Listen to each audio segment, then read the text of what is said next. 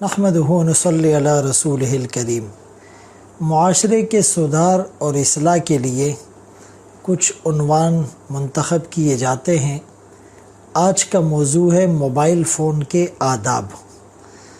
کوئی بھی چیز جب آپ کی پرائیویسی سے تعلق رکھے تو اس میں شریعت کے کچھ احکامات ہیں جس کو فالو کرنے سے بہت سی خرابیوں سے ہم نجات پا سکتے ہیں۔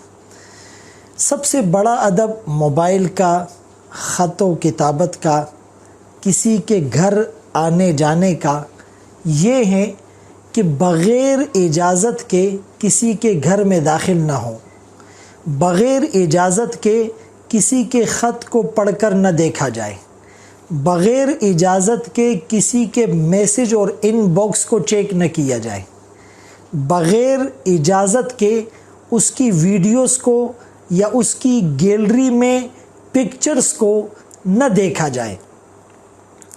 ہر چیز میں اجازت لی جائے۔ بعض اوقات ہم کسی کی اجازت کے بغیر اس کے موبائل کو چیک کرتے ہیں، اس کے خط کو پڑھتے ہیں، ان باکس کو دیکھتے ہیں، یہ خیانت ہے۔ حکم یہ ہے کہ اگر آپ کسی کے گھر بھی جاتے ہیں تو آپ السلام علیکم ورحمۃ اللہ کہیں۔ یہ سلام آپ کی طرف سے اس کو سلامتی کی گارنٹی بھی ہے اور اس سے پرمیشن اور اجازت لینا بھی ہے۔ اگر جواب نہ آئے یعنی اندر آنے کی اجازت نہ ملے تو دوسری دفعہ سلام کر کے اجازت مانگی جائے۔ اگر پھر جواب نہ ملے تو تیسری دفعہ سلام کر کے اجازت طلب کی جائے۔ تیسری دفعہ بھی جواب نہ ملنے پر آپ واپس چلے جائیں۔ رسول اللہ صلی اللہ علیہ وسلم نے صحابی رسول کے گھر پر دستک دی، سلام کیا، آگے سے جواب نہیں آیا۔ دوسری دفعہ سلام کیا، پھر جواب نہیں ملا۔ تیسری دفعہ سلام کیا، جواب نہ ملنے پر جب آپ نے واپسی کا ارادہ کیا، صحابی رسول گھر سے باہر نکل آئے اور فرمانے لگے، آقا میں چاہ رہا تھا کہ بار بار آپ کی طرف سے سلامتی کی دعائیں مجھے ملتی رہے، آپ کی پیاری آواز میرے کانوں میں رس گھولتی رہے اور مجھے چین اور سکون ملتا رہے۔ اگرچہ بعض زاویوں کے اعتبار سے ایسا کرنا ہر وقت مناسب نہیں ہوتا، لیکن بہرحال ذوق اور شوق کی بات ہے، طلب اور طلب کی بات ہے، محبت اور عقیدت کی بات ہے، عشق اور جنون کی بات ہے، صحابہ کی ہر ادا پر ہم قربان۔ تو معلوم یہ ہوا کہ 3 دفعہ اجازت نہ ملنے پر آپ واپسی کر لیں۔ اسی طرح اسی فارمولے کو آپ اپلائی کریں۔ اگر آپ کسی کو کال کرتے ہیں تو سب سے بہتر تو یہ ہے کہ آپ میسج کر کے اپنا انٹروڈکشن اور تعارف کرا کر اجازت مانگ لیں کہ کیا میں آپ کو کال کر سکتا ہوں، میں آئی کال یو۔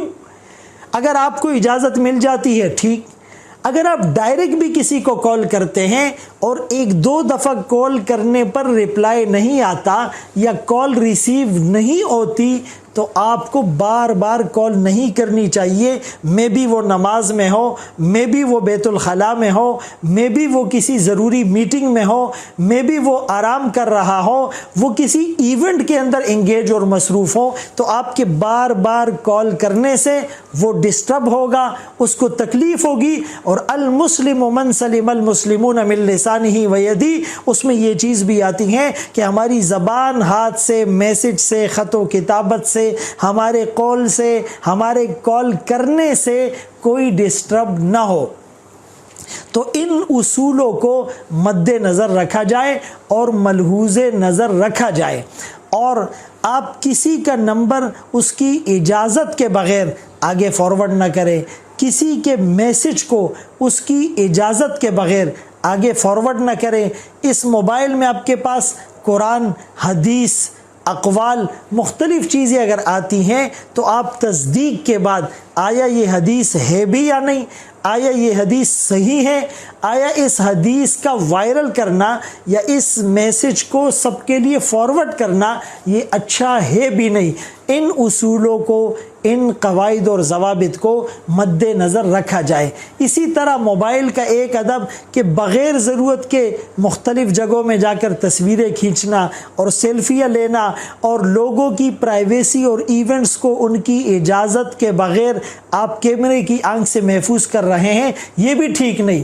حدیث پاک میں آتا ہے المجالس بالامانہ، یہ مجلسیں تو امانت ہے، اور ایک حدیث میں فرمایا کہ ایک آدمی آپ سے کوئی بات کرتا ہے اور پھر وہ دائیں بائیں دیکھتا ہے تو ڈیٹس مین کہ وہ اس کو سیکیور رکھنا چاہتا ہے، وہ اس کو کانفیڈینشل رکھنا چاہتا ہے، وہ اس کو عام نہیں کرنا چاہتا، اس کی تشہیر نہیں کرنا چاہتا، اس کی پبلسٹی نہیں کرنا چاہتا۔ تو موبائل میں بھی آپ کسی کی کال ریکارڈ کر کے آگے پیچھے پھیلا رہے ہیں۔ ان تمام چیزوں کا خیال رکھنے سے ہمارا معاشرہ امن کا گہوارہ بن سکتا ہے۔ اللہ ہمیں ان باتوں پر عمل کی توفیق نصیب فرمائے۔